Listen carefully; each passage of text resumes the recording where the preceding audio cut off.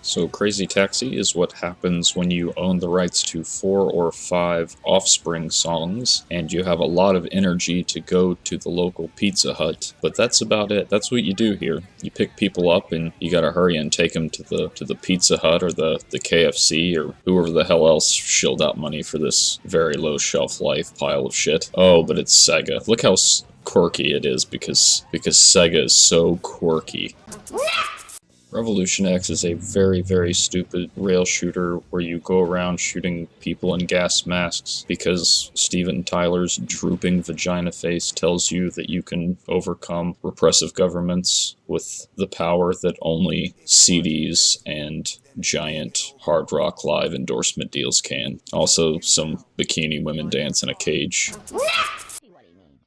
This game makes me laugh in a bemused way because it is from Rare, who is very comfortable with doing cuddly mascot collaborations with Nintendo, but it's a game that is stated as for mature audiences. Now, there are two kinds of mature. There's mature as in age-wise, i.e. an adult, and then there's mature as in sort of sophisticated, mentally advanced. These two sides of maturity do not both work with Conker's Bad Fur Day. I don't know who the hell this game was supposed to be for. It's about a lewd cartoon, but the gameplay isn't terribly interesting. The multiplayer aspect was actually very enjoyable, at least the parts that were teddy bears with guns versus squirrels with guns. There was sort of a weird Germany versus France thing going on, some capture the flag stuff. It was actually interesting. However, the game itself is too long. Like, I don't know who this was for. I don't know why Rare thought they could make an adult game with no adult aspects other than the idea that only adults, erroneously I might add, should be laughing at giant shit bosses. This is a very odd game. It's very weird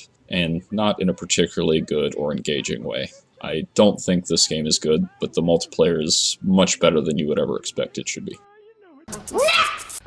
This game matches the tone of the film very well. It's got Bruce Wayne, aka the Batman, and he goes around punching clowns. There's no Joker in this, but the enemies are like scary, creepy clowns anyway. I don't know. This game has like fighting game health bars and such, which I think is smart. It doesn't go on too long. I like this game. This is a good Batman game. The movie is not as cool because it's just not as, it's kind of awkward because Tim Burton, he's a weirdo, but I like this. I like this. Snood is a puzzle game where you take this little cannon and you shoot faces with weird colors on them, and you try to match the balls to each other so that they fall down, and it's great to play on vacation when you are bored of listening to your relatives talk. I think that's why everyone played Snood. I don't think it ever obsoleted Solitaire as the secretary game of boredom choice, which is not a point in its favor, but it's fun to shoot faces out of the cannon. That's okay. Where to begin on this fucking thing? Everybody still plays this. You get paid money if you play it. Reach your dreams, esports, angry internet kids. You can someday make it to the big time with your headset and your Turtle Beach sponsorship. But as far as the game itself, it's the same concept it's always been, but it's evolving a little bit. I like the team aspect. I really love just the quick game if you want to get that in, or if you want to go really deep and make it competitive, that's out there for you. I still don't understand why the game has 110 guns and really only 5 of them have been viable since the game came out in like 1998. But the game's still good, looks good, plays fun, doesn't have that deathmatch quality where you just die so fast but you get to go back in there. There's a little bit of a wait for death, but it's not boring. You get to climb back in there, but you don't get to do it immediately. Just a solid all-around multiplayer game with lots of room for you to improve or to just enjoy and have a good time and be angry about things. Thomas Was Alone is a game where they obviously had a good, simple, elementary concept and then sort of tacked a story on that would work. But it does work. It is a game about shapes and puzzle solving and a little bit of platforming, but ultimately it is about feeling good and small, happy, simple satisfactions. And that's more than a lot of games have. The sentient AI situation that it sort of builds itself around is very unnatural, but the voiceover is really, really good, the narrator's good, and it works.